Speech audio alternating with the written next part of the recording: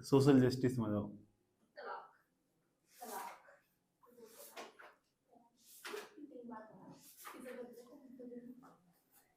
कितनी क्लास हो गई, कोई बच्चा बता सकता कितनी क्लास हो गई? पक्की बात है? 7वें नंबर की क्लास आज। बहुत अच्छा सब्जेक्ट है, प्यारा सब्जेक्ट है।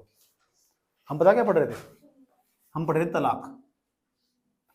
बताओ, हम तलाक करवाते फिर रहे क्या चल रहा तो तलाक के द्वारा जब मैं पढ़ा रहा था तुम्हें, तो ये बताया गया था तलाक किसे कहते हैं। तो बताओ एक बार, तलाक किसे कहते हैं? ये परिभाषा लिखवाई थी मैं एक बार पढ़ के बता रहा हूँ, अपनी भाषा बता रहा हूँ। विश्व के किसी न किसी असफल वैवाहिक संबंध, ये बताया था। विश्व के किसी न किसी असफल वैवाहिक संबंधों की जो व्यवस्था है उसे तलाक कहते हैं, ये लिखवाया था। दूसरी भाषा में इसे विवाह विच्छेद भी कहते हैं, विवाह विच्छेद। उसके बाद तुम्हें बताया गया था कि जो मनु और याज्ञवल्क्य के जैसे, ऐसे लिखवाया था ना, ऐसे लिखवाया था। और क्या लिखवाया था बताओ जरा? अच्छा, सीधे कारण लिखवा देते। और मैंने तुम्हें ये भी बताया था कि मनु और याज्ञवल्क्य के जैसे। मैंने बताया हम ना अभी पढ़ क्या रहे, जो यूपीएससी के अंदर सिलेबस में लिखा हुआ ना, यूपीएससी के सिलेबस में लिखा हुआ, केंद्र एवं राज्य द्वारा जनसंख्या के अति संवेदनशील वर्गों के लिए कल्याणकारी योजनाएं। जो केंद्र के और राज्य के अति संवेदनशील वर्ग होंगे, उसने तो यूपीएससी ने अपने सिलेबस में कहा अति संवेदनशील वर्ग, केंद्र के और राज्यों के अति संवेदनशील वर्गों के लिए जो कल्याणकारी योजनाएं चलाई जा रही, ठीक, उन योजनाओं का क्रियान्वयन, कार्य निष्पादन, अति संवेदनशील वर्गों की रक्षा, बेहतरी तथा गठन तंत्र, विधि, संस्थान और निकाय। इतना बड़ा सिलेबस लिख रखा सुनो। कह रहे जितने भी उपेक्षित वर्ग कह दो, हाशिए पर खड़े हुए लोग कह दो, समझ में आया बात? या अति संवेदनशील वर्ग कह दो, ठीक। ये जो हाशिए पर खड़े हुए, इनके लिए कौन कौन सी कल्याणकारी योजनाएं चलाई जा रही, उनके अंदर कौन कौन सी बाधाएं उत्पन्न हुई। अब देखो कि इसमें क्या क्या जाएगा, कोई सी भी योजना आ जाएगी, क्योंकि बच्चों का हो, वर्धों का हो, समझ में बात है, महिलाओं का हो। और महिलाओं का एक क्वेश्चन हमेशा निकालना, एक दो क्वेश्चन महिलाओं के ऊपर लिखने का मौका मिलेगा ही मिलेगा तुमको, याद रखना बात। या किसी भी टॉपिक को तलाक को लेकर बना सकता क्वेश्चन, जो चर्चाओं में होगा उसी को लेकर क्वेश्चन बनागा। और जब तुम फाउंडेशन क्लास में पढ़ते हो, स्टार्टिंग सारी पूरी तैयारी करते हो, सब पढ़ना चाहिए तुम्हें। फिर जब अपनी तैयारी को नया आयाम देना हो ना, तो उसके दौरान वही सब चीजें पढ़नी चाहिए जो उस साल चर्चाओं में रही हुई हो। ये बात मैं तुम्हें मैगजीन में सिखाऊंगा, जो विजन आई इसकी मैं तुम्हें मैगजीन पढ़ाने वाला हूँ ना, उसके दौरान सिखाऊंगा मैं तुम्हें कि वहाँ टॉपिक कौन कौन से इंपॉर्टेंट हो, किस तरह पढ़ना। शायद कल वीडियो चला जाएगा उसका, मंडे से स्टार्ट कर लेंगे। मंडे से शुभ दिन होगा, संडे से स्टार्ट करोगे? मंडे से, चलो मंडे से स्टार्ट कर देंगे। समझ में आया बात? है ठीक। सुनो सुन लो सुन लो, बकवास ना करो बिल्कुल भी, सुन लो। उसके बाद में तुम्हारी जो मेंस की आंसर राइटिंग, उसमें बड़ा इंप्रूवमेंट आएगा। बहुत अच्छे अच्छे पॉइंट मिलते हैं उसके अंदर, अच्छे अच्छे डायग्राम मिलते हैं मेंस की आंसर राइटिंग में, और जल्दी क्वेश्चन कर देते हो तुम। समझ में आया बात है? और दूसरा लिंकेज कर पाओगे कि जुलाई की मैगजीन बता, जनवरी की मैगजीन क्या, उसका शॉर्ट नोट्स बना लेना, शॉर्ट नोट्स बहुत छोटा छोटा, ताकि अपनी बात समझ सकते हो। समझ में आया बात है? मेंस के प्रोस्पेक्टिव तक, किसके, ये बात समझ में आई? ठीक। उसमें सारे सब्जेक्ट पढ़ाऊंगा, पूरी मैगजीन तैयार कर दूंगा A to Z। और तुम बताऊंगा, देखो सारे क्वेश्चन वहीं से निकलते हैं, जितने भी क्वेश्चन आते पेपर होते हैं सारे टोटल। उस मैगजीन को मंथली वाइज एक महीने में पूरा करनी दूंगा मैगजीन, एक महीने का पूरा करंट अफेयर हो टोटल उसके अंदर, ठीक। बस एडिटोरियल को तो इसलिए देखना, उसमें थोड़े थोड़े ताजे ताजे बने रहा, तुम एक दो क्वेश्चन वहां से मिल जाएंगे तुम, बाकी मैगजीन को प्रॉपर रूप से फॉलो करना तुम। लेकिन मैगजीन जब भी समझ में आती है जब पूरा सिलेबस कंप्लीट हो। समझ में आया बात है? फिर मैगजीन भी जल्दी जल्दी समाप्त होने लगती है, ये टॉपिक यहाँ पढ़ा हुआ है, ये हमारी कॉपी के अंदर मौजूद है, यहाँ मौजूद है, ये मौजूद है, ऐसा करोगे। समझ में आया बात है? जल्दी जल्दी सब समाप्त होने लगती है। किसकी बात कर रहे थे हम? यूपीएससी के अंदर जो सिलेबस लिखा हुआ, केंद्र एवं राज्य द्वारा जनसंख्या के अति संवेदनशील वर्ग, केंद्र और राज्य द्वारा जनसंख्या के, जो हमारी जनसंख्या पॉपुलेशन है, इसके अंदर कौन कौन से अति संवेदनशील वर्ग, हाशिए पर खड़े वर्ग कौन से, उपेक्षित समूह कौन से, समझ आई बात? या ठीक, या अपेक्षित समूह कौन से, अपेक्षित उपेक्षित वर्ग कौन सा हो, सब उसके लिए कल्याणकारी योजनाएं कौन कौन से चलाई जा रही। ये दिव्यांग, ये बूढ़े हुए, ये बच्चे हुए, समझ में आया बात? है ये महिलाएं हुई, ये तो अति संवेदनशील वर्ग है, इनके लिए कौन कौन सी कल्याणकारी योजनाएं चलाई जा रही, जो कौन योजनाएं चलाई जा रही, उनका क्रियान्वयन, उनका कार्य निष्पादन किस तरह हो रहा, उनके बीच में कौन कौन सी अड़चने पैदा हो रही कि वे योजनाएं सफल नहीं हो पा रही। हमने घरेलू हिंसा अधिनियम 2005 बना दिया, क्यों नहीं सफल हुआ? तभी महिलाओं को शोषण क्यों नहीं रोका? ऐसे ऐसे सवाल पूछे जाते हैं, ये सब पढ़ना इसके अंदर। तुम सोचते हो एडिटोरियल पता नहीं कहाँ था, अरे भाई जिस दिन पूरा सिलेबस पढ़ लिया ना तमीज से एक बार, उस दिन एडिटोरियल नहीं, उसका एडिटोरियल का नाम सिर्फ ई रह जाएगा। समझ आई बात है? बाकी सब समाप्त हो जाने वाला विस्तार पूर्वक बताओगे किसी को बैठ बैठ कर, बस रिवीजन और चलना होना चाहिए अपने नोट्स का। अपने नोट्स से बड़ा प्रेम होना चाहिए, बार बार रिवीजन करो। समझ, मूवी देखी किसी ने, बार बार देखो।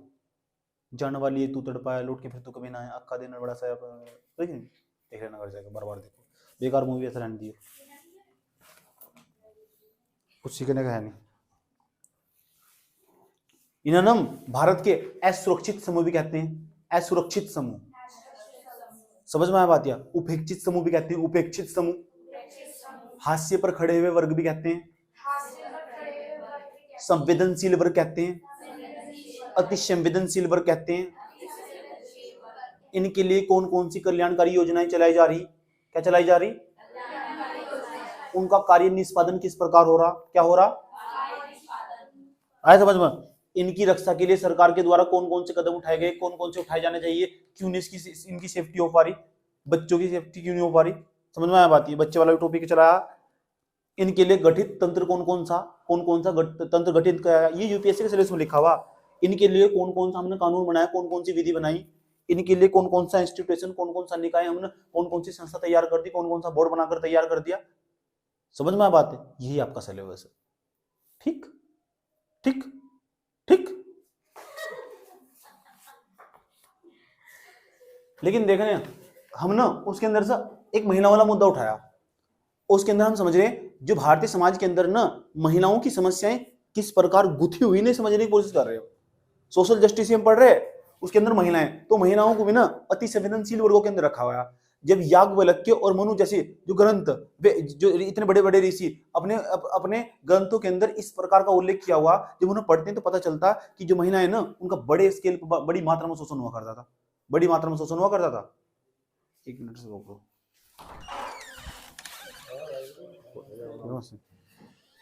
निकल। ये बात बताओ, समझ में नहीं आई? बताते हैं और कहते हैं किसी अगर एक बार किसी महिला का विवाह हो चुका ना, तो ये समझ जाओ उसे पूरी जिंदगी उसकी दासी बनकर रहना होगा, पूरी जिंदगी। और महिला कभी भी दोबारा शादी नहीं कर सकती, चाहे पुरुष दोबारा शादी कर ला, लेकिन कभी भी ग्रंथों के अंदर इस बात का जिक्र था कि जो महिला है ना दोबारा शादी नहीं कर सकती। समझ में आया बात? है ये महिलाओं को शोषण नहीं था तो फिर क्या था?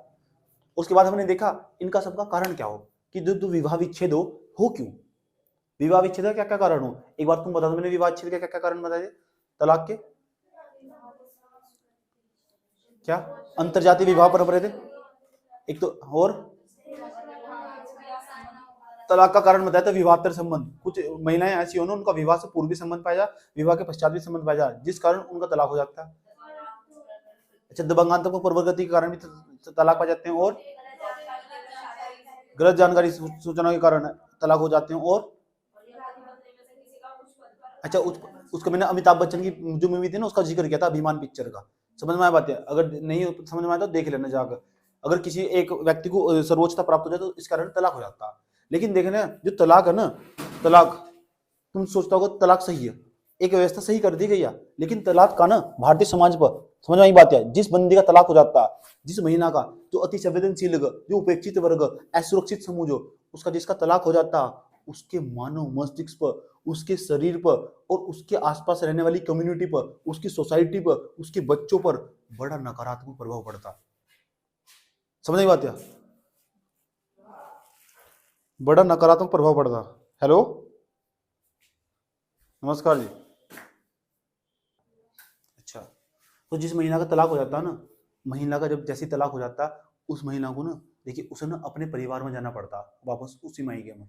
देखिए 2-4 दिन तक तो सही रहती है, और जैसे धीरे धीरे ना वहाँ जिस जिस माहौल में वो रहती है, उसके जो उस समाज में रहने के बाद उसे जो सामाजिक प्रताड़ना झेलनी पड़ती है, उसका सामाजिक प्रताड़ना उसके शरीर पर भी और मस्तिष्क पर भी, समझ में आया बात है, उसके आसपास रहने वाले कम्युनिटी भी बड़ा गहरा प्रभाव पड़ता। देखिए आसपास की जो पड़ोस की महिला होती है ना उसके पास आ जाती है और तरह तरह की बातें, मनगढ़ंत बातें उसके बारे में गढ़नी स्टार्ट कर देती है। ऐसा होता है समाज के अंदर, समझ बात है। और उन्होंने वे कहीं ना कहीं एक नीची जाति की महिला समझा जा, और नीची जाति का मतलब वो एक जो हास्य पे चली गई, जिसका कभी कुछ नहीं हो सकता, उसके माँ बाप तक के उसे नकार देते हैं, यहाँ तक भी मैं जानता हूँ। समझ आई बात? या इतना ही नहीं, जो दूसरे समाज की जो उसकी जो उत्पन्न संतान होती है और वो आसपास मंडराती रहती है वहीं, तो जो दूसरे बच्चों के साथ जाके खेलती है ना, देखिए दूसरे बच्चे भी उनके साथ भेदभाव करते हैं, और कई प्रकार के डिस्क्रिमिनेशन का, कई प्रकार के भेदभाव का सामना करना उसके बच्चों को भी। समझ में आया बात? या और मैं बच्चे ने धीरे धीरे धीरे धीरे धीरे ना इसी इसी माहौल में बड़े होते रहते हैं, और कई तरीके तक चारों तरफ उनकी जो परवरिश भी सही रूप से नहीं हो पाती। क्यों? क्योंकि वहां उनको पढ़ाने लिखाने वाला ही नहीं होता। समझ में आया बात? या अपने नाना नानी के यहाँ बच्चे चले जाते हैं और कोई पढ़ाने, और ये कारण ये भी होता, एक बच्चे कहते हैं कि तलाक के बाद एक बच्चे को तुम रख लो, एक बच्चे को मैं रख लेती हूँ। इस तरह की भी समस्याएं उत्पन्न हो जाती है। देखिएगा, जो दूसरे बच्चे होते हैं ना, उन पर उनके मस्तिष्क पर भी बहुत बड़ा गहरा प्रभाव पड़ता है। समझ में आया बात? या माता और जो पिता ना, उन दोनों का प्यार अलग बढ़ जाता है। मैं एक वीडियो देख रहा था, उस वीडियो के दौरान दिखाया गया था, दो कैंडिडेट थे, कैंडिडेट एक, कैंडिडेट दो। एक बच्चा था, एक बच्चा, उसको कोर्ट में खड़े करके पूछा गया, बेटा तू किसके साथ रहना चाहता? मम्मी की, पापा की। आज समझ लो, तो उसने पता क्या कहा? मैं दोनों के साथ रहना चाहता हूँ। वे दोनों साथ रहना चाहते थे। इस तरह करके मैं कोई वीडियो देख रहा था। समझ में आई बात? उसे देखने के पश्चात मुझे समझ में आया कि एक बच्चे की क्यों जिंदगी खराब कर रहे हैं एक तलाक के चक्कर में। तुम तो तलाक चाहिए, तो तलाक की व्यवस्था सही नहीं है। इसका समाज पर और तलाक होने वाली महिला पर बड़ा गहरा प्रभाव पड़ता। समझ, सबसे गहरा प्रभाव उस जो महिला ना, जो अति संवेदनशील लेवल में पहले से मौजूद है, और उसके बच्चों पर पड़ता, और समाज पर भी बड़ा गहरा प्रभाव पड़ता। तो एक इसका खतरनाक दुष्प्रभाव पड़ता है। हेडिंग क्या बनाई तुमने? नंबर इसके अंदर लिखो, तलाक के दुष्प्रभाव के अंदर सीधा संक्षेप में लिखाऊंगा मैं। लिखो,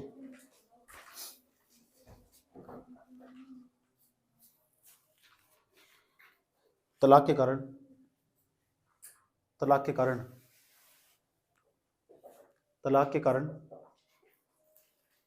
तलाक होने के पश्चात, ऐसे लिखो, तलाक के कारण, तलाक होने के पश्चात, तलाक होने के पश्चात महिला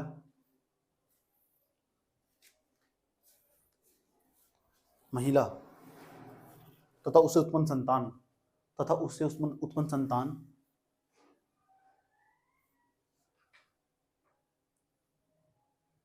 उससे उत्पन्न संतान के मानव मस्तिष्क के संतान के मस्तिष्क के मस्तिष्क के मस्तिष्क व शरीर पर, मस्तिष्क व शरीर पर बड़ा प्रतिकूल प्रभाव पड़ता है, बड़ा प्रतिकूल प्रभाव पड़ता है।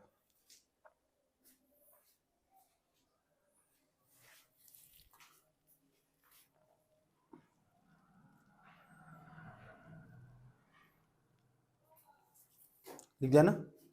और समाज में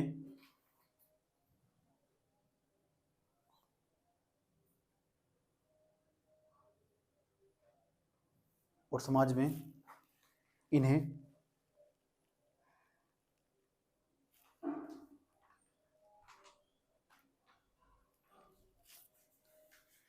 सामाजिक प्रताड़ना के कारण, समाज में इन्हें सामाजिक प्रताड़ना के कारण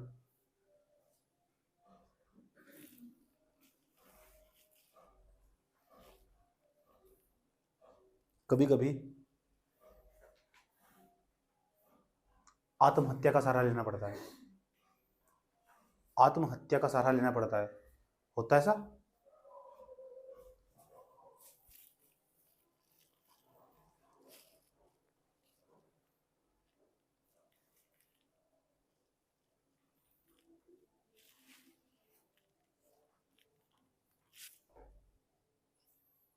ठीक, इससे बड़ा दुष्प्रभाव क्या होगा? किसी की जान चली गई का सहारा लेना पड़ता है। अब तुम सोच रहे हो इसके उपाय क्या है? इसके उपाय क्या है? इसके उपाय क्या होंगे? जो समस्या समझ में आया बात है, उपाय यही बस तलाक ना हो। समझ गया नहीं? छोटा सा पॉइंट है, कभी तलाक के बारे में आया नहीं पेपर में आज तक, हो सकता पूछेगा, इसलिए पढ़ा था क्योंकि 3 तलाक वाला मुद्दा ना आजकल भी चर्चाओं में बना रहता है। समझ में आई बात? है महिलाओं से संबंधित है, सबसे बड़ी खास बात है महिलाओं से संबंधित है। ठीक, अगर तुम्हें महिलाओं के बारे में लिखने को है ना तलाक के बारे में कभी भी, तो इतना पॉइंट है तो आराम से 100 वर्ड के आसपास आराम से निकाल लोगे इसमें। इतना मैंने समझा दिया, तुम वही निकालना। तुम आज मैं तुमको समझा रहा हूँ जो महिलाएं हूँ। पहली बात तो समझाना चाहता हूँ, असुरक्षित समूह किसे कहते हैं।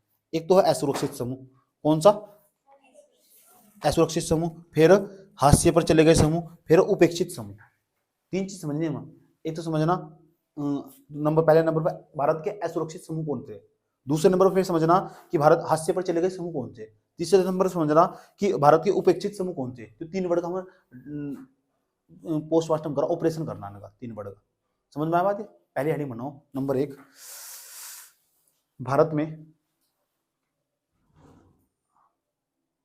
भारत में असुरक्षित समूह, असुरक्षित समूह, भारत में असुरक्षित समूह।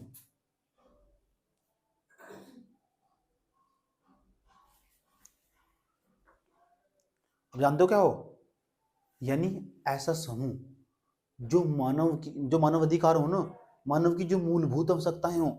अब मूलभूत आवश्यकताएं क्या हो मानव की, बताओ। रोटी, कपड़ा और मकान। समझ में आया बात। या रोटी का जुगाड़ होगा, कपड़े का जुगाड़ होगा, मकान आम आदमी पहुंचे तो बाहर होगा। इकोनॉमिक्स में पढ़ाया था तुम्हें। लेकिन ये बताओ, अगर एक की भी कमी हुई, रोटी कपड़ा मकान एक की भी कमी हुई, तो जिस बंदे के पास एक इनमें से एक की भी कमी ना, वो भारत के अंदर ना असुरक्षित समूह कहलाता। ये बात बताओ, समझ में आई।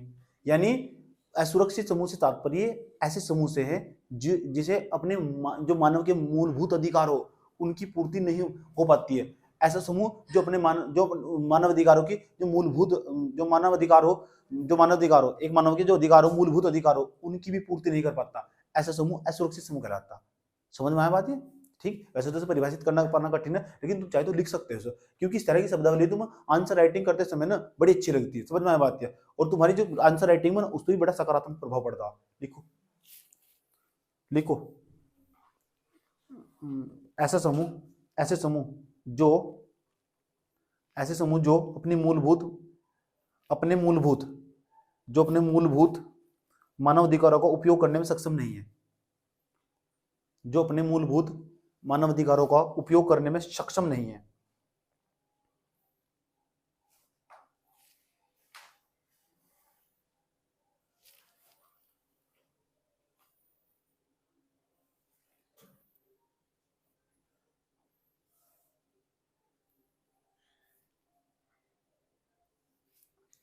क्या लिखा,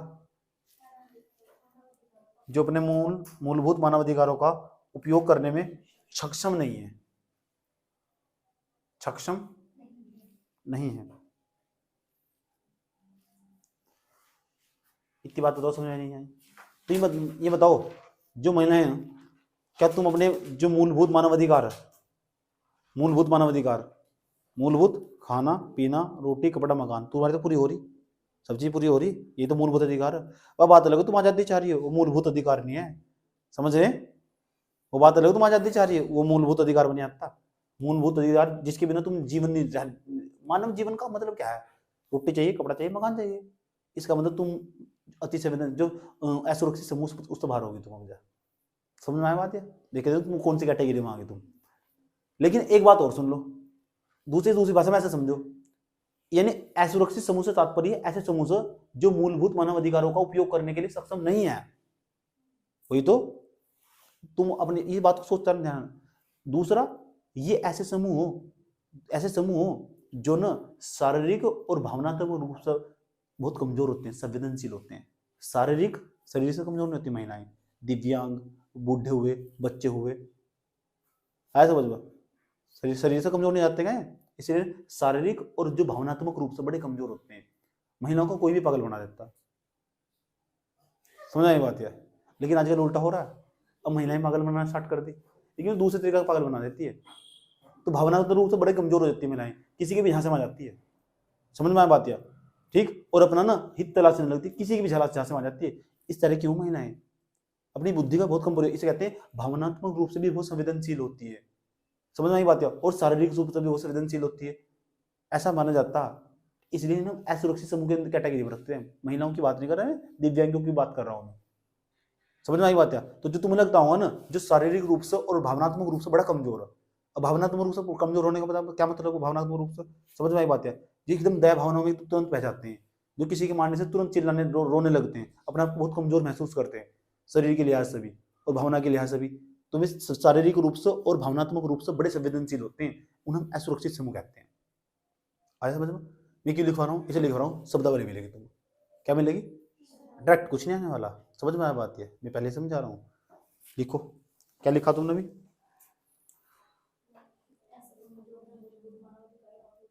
सक्षम नहीं होते हैं, अथवा जो शारीरिक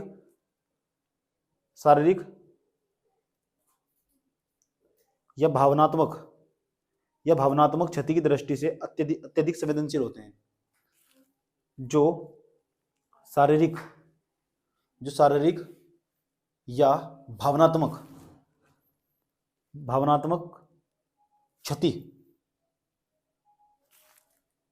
की दृष्टि से अत्यधिक संवेदनशील होते हैं।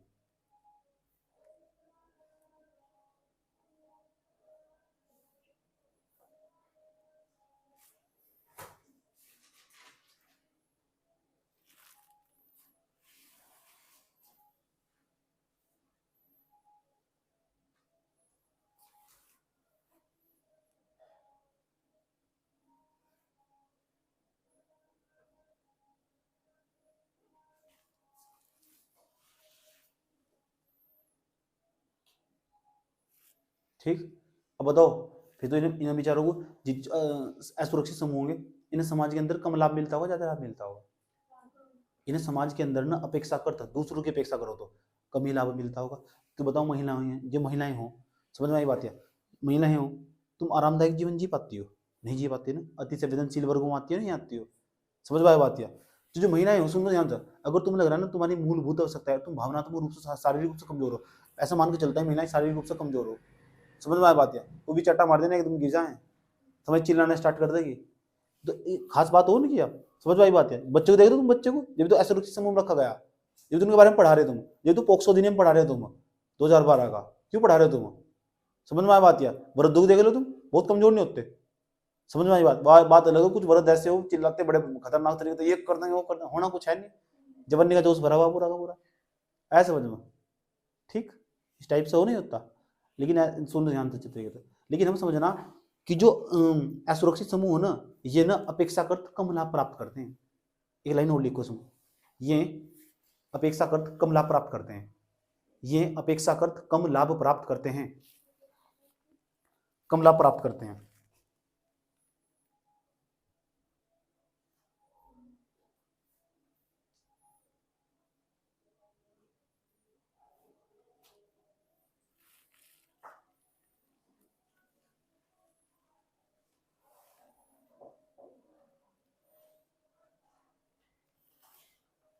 बताओ, बात समझ में नहीं आई? कोई दिक्कत?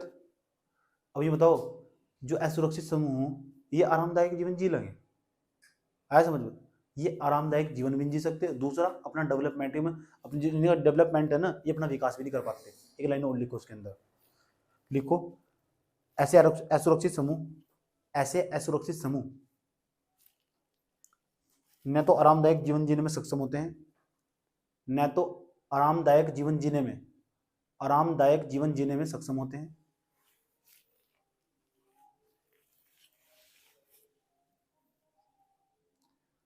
ऐसे असुरक्षित समूह न तो आरामदायक जीवन जीने में सक्षम होते हैं, न तो आरामदायक जीवन जीने में सक्षम होते हैं, लिख लिया? और न ही इन्हें विकास के समुचित अवसर उपलब्ध होते हैं, और न ही इन्हें विकास के समुचित अवसर उपलब्ध होते हैं।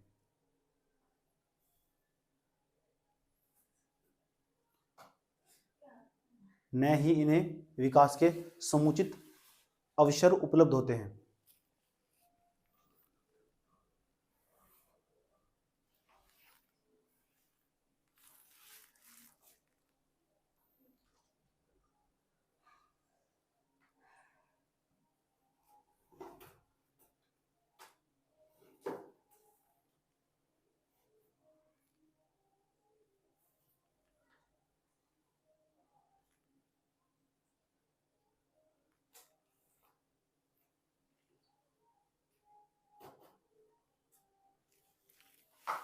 ठीक, उसका नाम सुना तुम ना, यूएनओ का? उनका मानना देखो, ध्यान से सुनना चाहिए तरीके से। 10 दिसंबर 1948 को ना यूएनओ ने अपने चार्टर में शामिल कर लिया, जो हाशिए पे चले गए ना ये असुरक्षित समूह, जो अपने मानव अधिकारों का मूलभूत उपयोग करने में सक्षम नहीं होते। समझ में आ बात? या जो असुरक्षित समूह, जो ना जिन्हें विकास के समुचित अवसर उपलब्ध नहीं हो पाते, जो इन्हें तो बोल रहे जिन्हें विकास के समुचित अवसर उपलब्ध, पढ़ो सर, ये तो लिखवाया, ये लिखवाई ना, और दूसरे नंबर पर क्या लिखा है, मैंने बताया इन्हें ये हमेशा कम लाभ की स्थिति में होते हैं, तो ऐसे समूह को हम उपेक्षित समूह कहते हैं। ठीक। और यूएनओ ने ना 10 दिसंबर 1948 को कहा कि जो असुरक्षित समूह ना, इन्हें भी गरिमामयी जीवन जीने का अधिकार है। आया समझ? यूएनओ ने 10 दिसंबर 1948 को, नोट कर लेना मेरा पॉइंट दिमाग में, कहीं भी लिखने के अंदर काम आगा। वर्ग के बारे में लिख रहे हो, दिव्यांगों के बारे में लिख रहे हो, महिलाओं के बारे में लिख रहे हो, 10 दिसंबर 1948 को यूएनओ के चार्ट में ये शामिल कर लिया गया कि हर व्यक्ति को, जो हर असुरक्षित समूह को गरिमामयी जीवन जीने का अधिकार है, चाहे वो दिव्यांगी क्यों ना हो, पीड़ित महिलाएं क्यों ना हो, इतना छोटा सा बच्चा ही क्यों ना हो। अंतरराष्ट्रीय स्तर पर कानून बनाया गया, अंतरराष्ट्रीय स्तर पर इस बात को समझा गया। लाइन निकाली जा सकती है, अच्छी तरह लिखा जा सकता, लाइन निकाली खेल लेंगे हम, यही गेम खेलना है कर्म। समझ में आई बात है? तुम्हें लग रहा है ना भैया जी ने वो बात बताई थी तो बड़ी बात थी, इसे तुम्हें कहीं भी पक्का लिखने में कोड कर सकते हो। समझ में बात है? ठीक। पहले ये मैं लिखवा देता हूँ, ये असुरक्षित समूह है कौन कौन से। जो असुरक्षित समूह बताया मैंने, अब मैं लिखो जैसे, पहले लिख लो असुरक्षित समूह। जैसे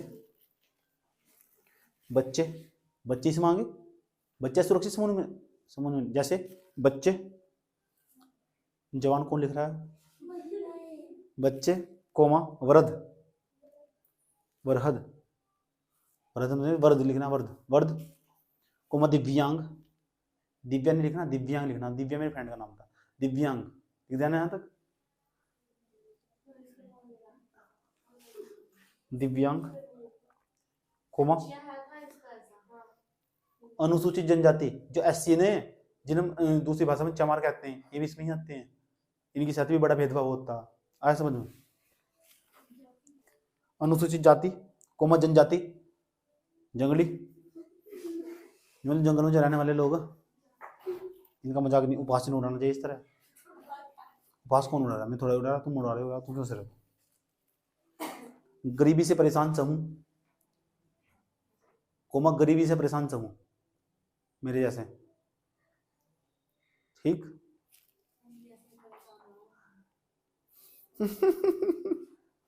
एमबीए से परेशान हो, अच्छा, रातों रात तो जागना पड़े, समझ में आया बात? ठीक है, यहाँ तक कोई दिक्कत? तो बताओ तुम्हारा क्या मानना, जो असुरक्षित समूह, जो अभी हादसे पर नहीं आया हो, हादसे पे चला गया समूह अलग, जिसे कैटेगराइज कर रखा, ये जो मैंने समूह लिखवाए ना तुम, ये असुरक्षित समूह, असुरक्षित, कौन से? असुरक्षित समूह, याद रहेगी बात? या कौन से हो? जिन्हें गरिमामयी जीवन नहीं मिल पाया, जिनका समुचित विकास के, जिन्हें समुचित विकास के अवसर उपलब्ध नहीं हो पाए, जो अपेक्षाकृत कम लाभ की स्थिति में रहते हैं। याद रहेगी बात? या और क्या लिखवाया बताओ, क्या लिखवाया? और मैंने तुम्हें लिखवाया जो मानव मूलभूत मानवाधिकारों का उपयोग करने में सक्षम नहीं है, ये है असुरक्षित समूह। 4-5 लाइन तो याद रखोगे। चलो बताओ असुरक्षित समूह कौन से? मानवाधिकारों का नहीं, मूलभूत मानवाधिकारों का उपयोग करने में सक्षम नहीं है, और जो अपेक्षाकृत कम लाभ की स्थिति में होते हैं, और शारीरिक और या मानसिक रूप से सक्षम नहीं होते या संवेदनशील होते हैं, ऐसे कहते थे। और बताओ, इनका तापमान कम होता है। कुछ पागल पुगल हो गई क्या? इन्हें ना समुचित विकास के अवसर उपलब्ध नहीं हो पाते, और ये आरामदायक जीवन नहीं जी पाते, जो असुरक्षित समूह होते हैं। उदाहरण स्वरूप दिव्यांग, बच्चे, महिलाएं, आदि आदि आदि आदि आदि आदि।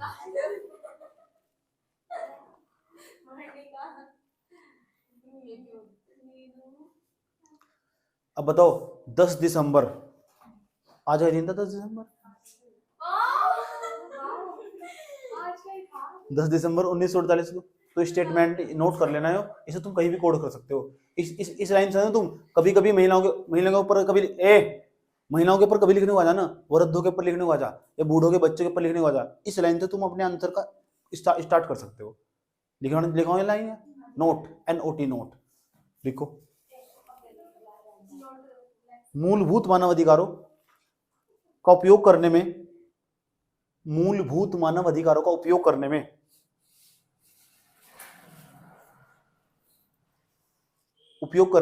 असक्षम समूह,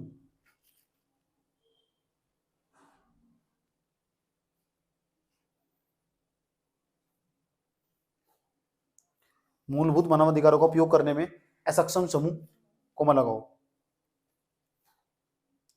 कोमा ने हाइफन लगाओ, hyphen dash Sao dash minus वाला चिन्ह लगा दिया। असक्षम समूह, स्वतंत्रता, स्वतंत्रता, गरिमामय जीवन जीने की स्थिति, स्वतंत्रता, गरिमामय जीवन जीने की स्थिति, कोमा समानता को, कोमा समानता को, कोमा समानता को यूएन चार्टर में, कोमा समानता को यूएन चार्टर में 10 दिसंबर 1948 को शामिल कर लिया गया। कोमा समानता को 10 दिसंबर, समानता को यूएन चार्टर में, समानता को यूएन चार्टर में 10 दिसंबर 1948 को शामिल कर लिया गया। ऐसे समझ में कोई दिक्कत यहां तक? कौन से समूह की बात चल रही है? ऐसे नहीं बोल रहे जो शारीरिक और मानसिक रूप से कमजोर है, ऐसे रिवीजन भी हो जाए समझ में। जिसे अपेक्षा, जो अपेक्षाकृत कम लाभ की स्थिति में, जिन्हें विकास के समुचित अवसर उपलब्ध नहीं हो पाते, समझ में आ बात है, जो गरिमामय जीवन नहीं जी पाते। ये बात, इस बात को किसने समझा? किसने समझा? यूएन ने समझा। आया समझ में? और यूएन का जो चार्टर है ना, उस अपने लिस्ट में शामिल कर लिया। आज के बाद इन्हें समानता मिलेगी, न्याय मिलेगा, समझे, गरिमामय जीवन जीने वाले भी हैं। कब कब शामिल कर लिया गया था? अरे क्या चल रहा? ये कौन सा सन चल रहा? अब बताओ यूपीएससी क्यों ना सवाल पूछे? वगैरह मैंने घरेलू अधिनियम 2005 बनाया था, 2022 चल रहा है, इन अब तक तमीज नहीं क्यों ना पूछे? आज समझो, यूएन में ऐसे सवाल बना सक, यूएन के चार्टर में 1948 में शामिल कर लिया गया था कि जो असुरक्षित समूह ना, इन्हें गरिमामय जीवन जीने का अधिकार होगा। लेकिन आज तक भी हम इसे अपना नहीं पाए, ना इन्हें गरिमामय जीवन दे नहीं पाए। क्यों नहीं दे पाए? इस बारे में आपका क्या कहना? ऐसा सवाल बना नहीं सकता। फिर वहां देखो यूएन की चार्टर लिस्ट में 1948, इतना हार्ड सवाल 1948 का सवाल पूछ रहा। यूपीएससी तो बहुत महंगे सवाल पूछे, महंगे सवाल। इतनी बात बताओ, समझ में नहीं आई? कोई दिक्कत? बुझा रहा है? बुझा रहा है? ठीक। कौन बोला बुझ गया? मैंने पूछा है क्लास में, 10वीं क्लास में, मैंने कहा बुझा रहा है? उन्हें पता, मैंने कहा समझ में आ रहा है? तुम बता क्या? आहो। 12वीं क्लास में लड़की बैठी रहती है, बता क्या बोलती है? मैंने कहा बुझा रहा है? मेरे बुझ गया। ऐसे ऐसे कीटाणु हैं।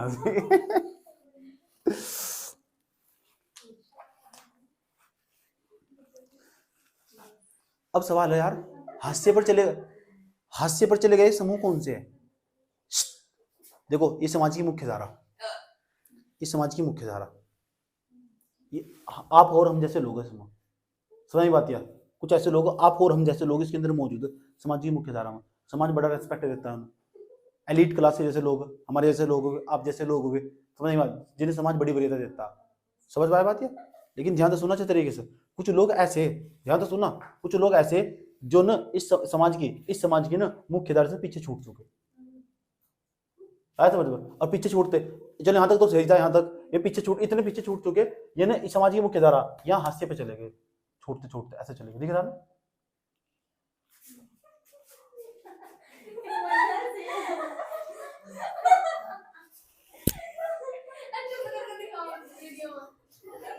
ऐसे ऐसे चले गए।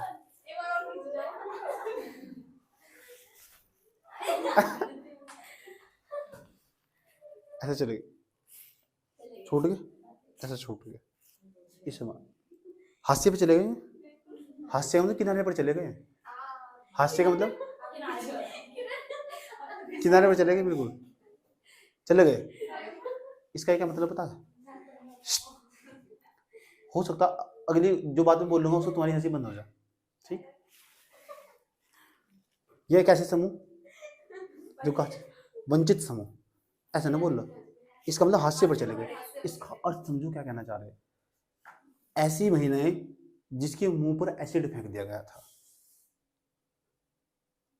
क्या कोई लड़का उससे शादी करना पसंद करेगा? है समझ? तुम्हारे घर में है कोई इतना निर्दयी जो उससे शादी कर लेगा? इतना पूरा चेहरा जला हुआ उसका, तुम खुद ही देखो कैसे उसके पास बैठने तुम कतराओगे, तुम डर लगेगा। समझ में आया बात? या ठीक ऐसी महिला जो आज जिंदा लेकिन जिसका सामूहिक बलात्कार किया गया था, तो समाज एक्सेप्ट कर पाएगा सर? इस समाज की मुख्य धारा यहाँ छूट गया, यहाँ छूट गया नहीं। इसके बारे में कुछ सोचता? कौन सोचता इनके बारे में? चलो धीरे धीरे यूपीएससी को तो समझ आ रही, उसके सिलेबस में डाल रहे ऐसी बातें। जब तो कहा अति संवेदनशील वर्ग, उसने पहले एक नाम लिख दिया अति संवेदनशील वर्ग, वगैरह हास्य पर असुरक्षित और उपेक्षित, खुद देख लो जाकर, उन्हें की वर्ड लिखा है अति संवेदनशील वर्ग। ये समाज की मुख्य धारा पीछे छूट चुके, समाज इनका बहिष्कृत करता, एक्सेप्ट नहीं कर सकता। कर लो कोई एक्सेप्ट इन मुख्य धारा में ले जा, कुछ ऐसी नीति बनानी चाहिए, इन मुख्य धारा में ला जा सक। सरकार की ना इनका अथक अथक प्रयास करती रहती है कैसे समाज के अंदर ना मुख्य धारा में लाया जा सकता हो। आया समझ में? देखिए सरकार के द्वारा तमाम प्रकार के प्रयास किए गए, लेकिन इतने प्रयास करने के बावजूद भी ना कभी सरकार ना सरकार को हमेशा मुंह की खानी पड़ी और कभी भी समाज की मुख्य धारा में जोड़ पाई। जैसे ट्रांसजेंडर को एक्सेप्ट कर लेता, घर में कोई बच्चा ट्रांसजेंडर पैदा हो जाए तो बड़ी कितनी कठिनाई होती होगी उस समाज को, उस परिवार को। आज समझ में? जो लड़कों की तरह बिहेव करता होगा या लड़की, उसमें कोई प्रॉपर्टी नहीं है, उसकी जेनेटिक प्रॉब्लम हो वो, समझ में आई बात? या उसे ना समाज पीछे छोड़ देता और तब उसका उपहास उड़ाने लगते हैं। किन लोगों को कितना मजाक बना जाता, किन लोगों को कितना मजाक बना जाता, उसे देखते दूर तक हंसी आने लगती है। कभी उसके आंखों में झांक कर देखा तुमने तो किस तरह का दर्दनाक जीवन जीते हैं और किस तरह का शोषण होता है उनका? समझ में? मैं बैठा हूँ किन्नर के पास तमीज से, समझ में आया बात? या मुझे आशीर्वाद दिया था उसने, मैंने 2100 रुपये दिए थे उसे। उस दिन में बहुत सैड था, अपनी बाइक लेकर चला जा रहा था और उस दिन उसने मुझे बताया था आज तेरे साथ कुछ अच्छा होने वाला, ठीक, लेकिन तू मुझे, उन्हें पैसे भी नहीं मांगे मेरे से। समझ बात? तो ऐसे लोगों के पास मुझे बैठना, बातें करना, जो बहुत जिन्हें समाज ने नकार दिया हो, उन्हें मुझे बहुत पसंद है सब चीज़ें। समझ बात है? जो पैरता अपाहिज हो, मतलब इस टाइप का मेरा पहले से व्यवहार रहा हुआ, मैं ऐसे लोगों में जरूर बैठता हूँ। बड़े लोगों के यहाँ नहीं जाता मैं, छोटे छोटे जो गरीब लोग उनके यहाँ तो पक्का जाऊँगा। समझ आएगी बात? मेरे यहाँ नहीं आते हम तो तुमसे समझ में आ रहा है क्या कहने की कोशिश कर रहा हूँ? ठीक, ऐसे लोगों से बात करने अलग ही सुकून मिलता है, अलग लेवल का। समझ में आ बात? है मुझे लगा कि मैंने जिंदगी में अच्छा काम कर दिया कुछ। तो जो लोग ना पीछे छूट चुके थे उन तो बात करो तो बड़ा उनका दर्द सामने आता। फिर मैं तो सोचता हूँ, मैंने कहा कैसे जीवन जीते हैं? मेरे कुछ नहीं, बस भगवान का सहारा, उसका नाम लेके जीते हैं, उसका आसरा, वही एकमात्र सहारा, और शाम तक दो तीन रोटी का जुगाड़ हो जाता। समाज के अंदर तो दिखावा करना पड़ता। दुख किसे नहीं होता? सबको होता दुख। गुस्सा किसे नहीं आता? सबको आता गुस्सा। है समझ में? है कोई ऐसा व्यक्ति जो गुस्सा ना आता हो? सबको आता हो, लेकिन सबका गुस्सा करने का तरीका अलग अलग हो। ये बात सही गलत है? कुछ ऐसा समूह था जो समाज का पीछे छोड़े। मैंने कहा अभी तो मैं पढ़ाई नहीं तो सामाजिक नहीं आए हैं, इस इंटरनल चीज दूसरा तो पढ़ाई मैंने सोसाइटी, जिस दिन पढ़ा दे तुम्हारी हवा खराब कर दूंगा। ऐसे ऐसे थिंकर पढ़ाता हूँ उसमें मैं। अभी तो मैं सामाजिक नहीं पढ़ा रहा हूँ कि पीछे छूट चुका हो। इसे किस तरह, इसे जो पीछे छूट चुका है ना, हस्ती पर चला गया, इसे किस तरह समाज की मुख्य धारा के अंदर जोड़ना। और सरकार ना ये वाला अनुच्छेद बना, ये वाला अधिनियम बना, ये क्यों बनाई जा रही है अधिनियम? ये कल्याणकारी योजना चला ताकि इस हास्य पर खड़े हुए व्यक्ति को अब समाज की मुख्य धारा के साथ, मुख्य धारा में तो चला नहीं जा सकता, शायद इसके पहले तो चला जा सके। इसमें तो से लाना कभी बहुत मुश्किल होगा, क्योंकि यहाँ इस समाज की जो इस मुख्य धारा में उसकी सोच बदलने में टाइम लगेगा। इस मुख्य धारा में वही लोग बैठे हुए जिन्हें पता गोरा चिट्टा आदमी दमदार हो, वही उसकी समाज में वरीयता देते हैं, उसमें ही तमीज हो। आया समझ? उसी वरीयता देता है समाज ये, जो काला इंसानों से नकार देता है। आया समझ? थारे जैसे गोरे चिट्टे इंसानों की तो वैल्यू दुनिया में, मैं जैसे काले मेरे कौन पूछ रहा? क्यों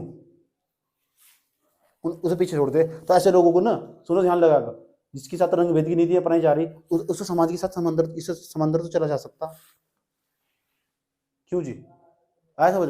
सरकार जब तो कहती है बेटा ये फेयर एंड लवली का जो कर रहे थे ना बंद करो, तुम जो जिन महिलाओं का रंग भद्दा ना, तुम उनको ना उनकी आत्मा को ठेस पहुंचा रहे थे। जो टीवी देख रही होगी महिलाएं, तुम फेयर एंड लवली का ऐड दिखाया, ऐसा करोगे तो गोरी हो जाओगी। तो जिसका कलर बचपन से ऐसा वो पता नहीं होने की, वो देख रही होगी बराबर में 2 लड़कियां ऐसी बैठी होगी जो बहुत सुंदर होगी, और बराबर में ऐसी लड़की बैठी होगी जो बहुत भद्दे टाइप की होगी, उसकी आत्मा पर कितनी ठेस पहुंची होगी। सुप्रीम कोर्ट का ऑर्डर आया, बंद करो आज 23 से। तुम्हारे ऐड ने ना समाज के अंदर रंग भेदनी थी, डिस्क्रिमिनेशन, भेदभाव फैलाया, 14 तले का 18 तक का उल्लंघन हुआ, कोर्ट में केस गया, बैन लग गया, अब नहीं आता है, ऐड नहीं कर सकते, अब नहीं आता टीवी में। समझ में आया बात यार। फेयर एंड लवली जड़ से मजबूत कर लो, जड़ से मजबूत। अब समझ में आया बात। चलो समाज सुप्रीम कोर्ट को तो समझ आई, उनके जजों को यहाँ तक ध्यान रखते हैं, जज नहीं ध्यान रखते। मैं तो मुझे ना, जब मैं ऐसी बातें पढ़ता हूँ तो मुझे ना अपने संविधान निर्माता थे जो हमारे समझ में आते, जो संविधान सभा मेंबर बैठे होते, उनके मानव मस्तिष्क में मुझे बड़ा फख्र होता। क्या लोग थे यार वे, आज तक सोचा हुआ था उन्होंने, क्या चीज लिखी बताओ, इतनी सी बात को लेकर कोर्ट में चले गए और कोर्ट ने तुरंत बैन लगा दिया। यानी भारतीय संविधान के अंदर ना हर हास्य पर खड़े हुए व्यक्ति का ध्यान रखा गया, बस ढंग अच्छे तरीके से उसको इंप्लीमेंटेशन करने की जरूरत है। दुनिया के सबसे बड़े लोकतंत्र रहते हैं हम, वी हैव लार्जेस्ट डेमोक्रेसीज। समझ में आया बात। या एक एक तिनके का पशु पक्षी जानवर तक के हमने अनुच्छेद बनाए, आर्टिकल बनाए, पर्यावरण को पूर्ण रूप से संरक्षित करने के लिए हमने ऐसा काम कर रखा। समझ में आया बात। या कैसे लोग होंगे वे, अम्बेडकर की बड़ाई नहीं कर रहा, समझ बात। अब सोचो अम्बेडकर ये पढ़ा लिखा इंसान था कोई नहीं था, और अम्बेडकर ने सबसे ज्यादा महिलाओं की बात करी। समझ में आया बात है, सबसे ज्यादा महिलाओं की बात करी, हर महिलाओं को समानता का अधिकार दिया, जो अमेरिका के संविधान के अंदर ना 100 साल बाद मिला, इन्हें संविधान बनते ही उन्हें अधिकार दिया। समझ में आया बात। अब जैसे जानकारी नहीं है, समझ गई बात, वे तो तरह तरह के कमेंट टिप्पणी करके निकलते चले जाएंगे, तो जहां तक जिसकी जो अच्छी बात है ना तो निकालनी पड़ेगी। अम्बेडकर कहीं सही थे और कहीं गलत थे, तो जहां गलत थे वहां गलत बताया जाएगा, जहां सही था वहां सही बताया जाएगा। गांधी कहीं सही थे तो कहीं गलत थे, जहां सही होंगे सही बताया जाएगा, जहां गलत थे वहां गलत बताया जाएगा।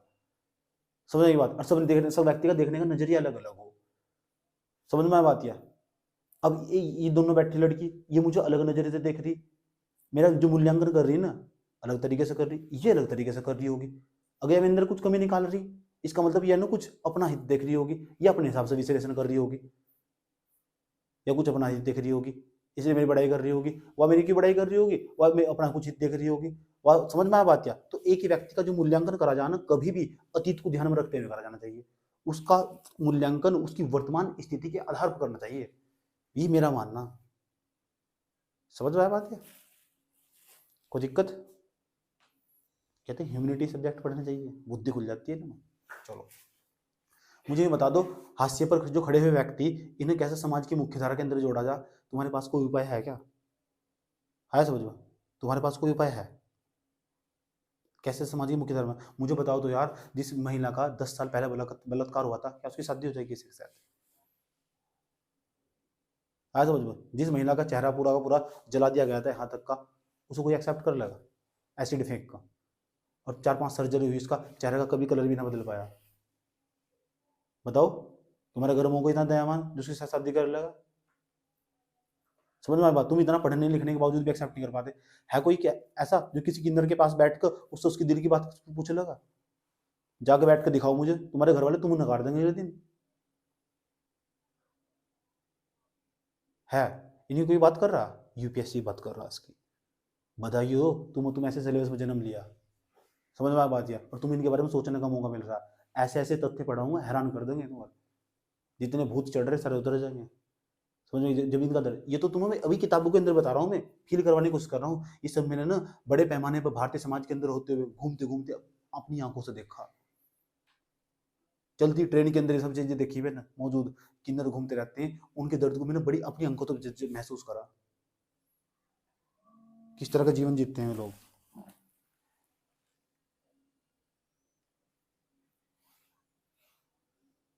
समझ में आया बात। क्या ये कौन से समूह है? असुरक्षित समूह हास्य पर चले गए, ये हास्य पर चले गए, जिस समाज के द्वारा बहिष्कृत कर दिया गया। क्या समाज कभी ना अपना पाओगे? आज तो तुमने तो अपना ही लिया होगा ना। क्यों? क्योंकि तुम पढ़ रहे हो। यानी एक तरीका हो सके, अगर समाज को जागरूक करा जाए ना, समाज ही ना अपना सके। तुमने तो अपना लिया, तुम्हारे अंदर तो दया भावना आज ही बढ़ गई होगी। उम्मीद करता हूँ आज के बाद कभी किसी के अंदर को देख कर हंसने नहीं, और उम्मीद करता हूँ आज के बाद कभी किसी व्यक्ति को देखकर तुम उसका उपहास नहीं उड़ाने, चाहे वो कैसा भी। आया समझ में? उम्मीद करता हूँ जो अंतिम श्रेणी में चला गया ना व्यक्ति, समझने की बात है, तो उसके उसे देखकर कभी उसका मजाक नहीं होना। चेहरा, किसी की भौतिक प्रॉपर्टी देखकर, किसी का कलर देखकर, ये सब कभी मजाक नहीं बनाने का। तुम पता लग चुका है। और जैसे जैसे तुम बढ़ते जाओगे, मैंने कहा मुझे वो पता जो तुम्हें नहीं पता, और जो तुम्हें 8 साल बाद पता लगा ना मुझे पहले पता है। इसलिए जो कहूँ ना वो करते चले जाओ चुपचाप। समझ में आया? ऐसे ऐसे समझो समाज के अंदर कैसे रह रहे होंगे। जीबी रोड का नाम सुना है? जीबी रोड का नाम, दिल्ली पर कभी दर्द देखना हो ना लॉकडाउन में, उनका वीडियो पड़ा हुआ यूट्यूब पर, वे बताएंगे कैसा हो दर्द। वैश्या रहती है, वैश्या जो अपना शरीर बेचती है। कभी उनसे पूछो, हास्य पर चली गई। क्या कभी है तुम्हारे समाज के अंदर जो किसी वैश्या से शादी कर लेगा? है कि तुम के अंदर कितना दम है? कोई गांधीवादी सोच का जो किसी वैश्या के साथ रहेगा, उसके साथ शादी कर लेगा, जीवन बिताएगा, बहू बना अपने घर में ले आएगा? सुनने में कितना कैसा लग रहा होगा? समझ में आ बात? या वो किसी लिए करती है, किसी को आनंद आ रहा है? नहीं, पेट पालना उसका मजबूरी बन चुका उसके लिए, देह व्यापार करते हैं। समझ में आया बात? या इसलिए पढ़ा रहा हूँ तुम ताकि इनके प्रति तुम खुद संवेदनशील बना सको। पहले में सर्विस की ना, पहले पहले खुद फील आना चाहिए सिलेबस का। तुम्हें पता ही नहीं है सुरक्षित समूह कौन सा और हादसे पे चला गया समूह कौन सा, और जब से उसके बारे में तुम्हें खुद ही फील नहीं हो रहा तो समाज की मुख्य धारा में कैसे जोड़ोगे? मैं तो चाहता था अच्छे अच्छे पॉइंट पढ़ा कर निकल जाता आराम से, ये सोल्यूशन होगा। मेरा मानो तुम्हें इनका दर्द फील होना चाहिए। अभी मैंने निकाला नहीं, मैंने लैपटॉप का डाटा निकालता, मैं सारा डाटा इकट्ठा कर रखा, वीडियो बना कर रखा की सबकी टोटल। जब पढ़ाऊँ ना तो सारी वीडियो दिखाऊँ, देखो उनके साथ महिलाओं की कितना भेदभाव हो रहा है, देखो किन्नरों के साथ क्या हो रहा है, फोटो खींच के रखूँ बतौर पेश, जहाँ उनके ऐसे ऐसे वीडियो कलेक्ट करके रखता हूँ, डाटा पढ़ाने में काम आते हैं मेरे। बीच बीच में क्लास में बच्चों निकाल निकाल कर दिखाता रहता हूँ, इन्हें मैंने पहले बहुत दिखाए होंगे, तो मैं दिखाए इस तरह की वीडियो। समझ में आया? हास्य पे चले गए। ऐसा बच्चा जो 3 साल बाद मरने वाला, सबको पता है, बात डॉक्टर ने घोषित कर दिया, आज समझ में, और कैंसर का पेशेंट है वो, बच्चों को यह बात नहीं पता। समझ में आ बात? या और माँ बाप चाह रहे बस जल्दी भी मर जाए, हमारी टेंशन भी खत्म होगी। हास्य पे चला गया, 2 पैरों तो खुद पाई से, आंखें नहीं है उसकी, आया समझ में, घर वाले चाह रहे भी मर जाए। ठीक, उसको क्यों नहीं एक्सेप्ट? उसका क्या होगा? कभी सोचा उसके बारे में? ऐसे ऐसे दर्दनाक हादसे मैंने अपने आंखों देख के। एक बच्चा था, पूरे पड़ोस के ही गाँव में रहता था इस तरह ही, तो तब मैं गाँव गाँव घूमता था, इस तरह का स्टेटस था मेरा कि मैं गाँव गाँव घूमता था। वो बच्चा ना, उसकी पढ़ने की बहुत इच्छा थी, जब पढ़ने की बहुत इच्छा थी, तो क्या भैया मुझे पढ़ना, मेरा बड़ा भाई जाता है, मुझे पढ़ने नहीं देते हैं, तो मैंने उसका खुद स्वयं पैसे देख अपने यहाँ पे एडमिशन करवाया था। मैंने कहा जब तक पढ़ा तब तक पढ़ाओ इसको। वो कह रहे नहीं नहीं देखो बहुत दिक्कत हो जाएगी। मैंने कहा हाथ तो चल रहे हैं ना इसके, हाथ चलने चाहिए, और कलम चल रही है ना, तो अन्य में नहीं चलती ना तो पैर तो लिखना सीखता है। लेकिन तुम्हारे खुद के अंदर होनी चाहिए लगन कि तुम अपने बच्चे को पढ़ाना चाहिए। समझ में आया बात? यानी एक इंसान के पास, एक इंसान को ना पढ़ाई करने के बाद उसका हृदय परिवर्तन करा जा सकता है। जैसे लोग जागरूक होंगे, जैसे जैसे लोग जागरूक होते रहेंगे ना, समझ में आया बात? तो उसका हृदय परिवर्तन हो सकता होगा। और नहीं होगा ना, मेरा वीडियो दिखाना जाएगा, कौन से नंबर का? 7वें नंबर का। समझ में आया बात? ताकि उन्हें भी तो पता चले इन लोगों का दर्द क्या हो। ठीक, अब कोई महिलाएं हैं, अपने पेट पालने के लिए, अपने बच्चों का लालन पालन पोषण करने के लिए बेचारी को सुबह सुबह उठकर कंपनी जाना पड़ता है महिलाओं को, और तरह तरह के उसको अनेक प्रकार के इल्जाम झेलने पड़ते हैं। मैं इस समाज में भी रहा हुआ हूँ, देखने नहीं पड़ते महिलाओं को अलग अलग तरीके के नाम धरे जाते हैं उन्हें। पहले चलो वो तो स्थिति बहुत सुधार आया, अब तो काफी स्थिति में सुधार आया, क्योंकि वैसे भी करना अपने पैर पसारे। समझ आए? समाज ऐसी महिलाओं को भी नकारता था। समझ में आया? इन्हें हास्य पे जोड़ देता, वो तो भला हो गवर्नमेंट का धीरे धीरे इस समाज की मुख्य धारा में जोड़ दिया, पैरेलल चला दिया इसके गवर्नमेंट ने। समझ में आया बात? ठीक, तो उसकी मजबूरी रही होगी वो। ऐसे समाज के अंदर ऐसे बहुत सारे संवेदनशील वर्ग जिन्हें समाज कभी एक्सेप्ट नहीं कर पाने वाला। समझ में आया बात? तो इनके लिए कुछ तो करना चाहिए। ठीक, कुछ ऐसे माँ बाप जिन्हें छोड़ दिया गया, जिसको कोई है नहीं, संपत्ति सारी उसके बेटे लेके बाहर धन बेचकर बाहर चले गए, बाहर शिफ्ट हो चुके, अब वापस आने वाले नहीं, अपनी बहू की बेटियों के साथ रहकर वहीं खुश हैं लोग।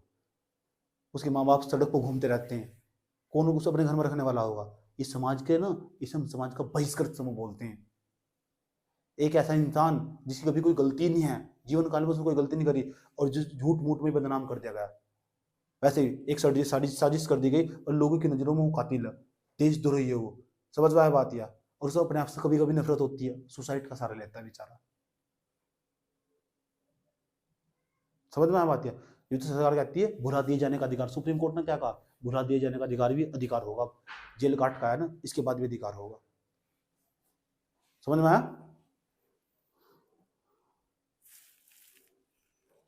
चलो, उपेक्षित समूह समझ में आया? तो हम अपनी बात यहीं से प्रारंभ करेंगे। उपेक्षित समूह सही कि सॉरी हास्य पर खड़े गए समूह। हेडिंग बनाई, हेडिंग बनाओ, हेडिंग बनाओ। भारत में हास्य पर चले गए समूह। भारत में हास्य पर चले गए समूह। भारत में हास्य पर चले गए समूह।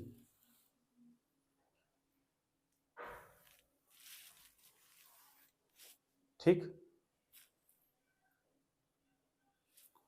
इसमें चाहे तो लाइन लिख सकते हो, समाज का वह समूह जो समाज द्वारा बहिष्कृत है। समाज का वह समूह जो समाज द्वारा बहिष्कृत है। कल पढ़ेंगे सर, ठीक।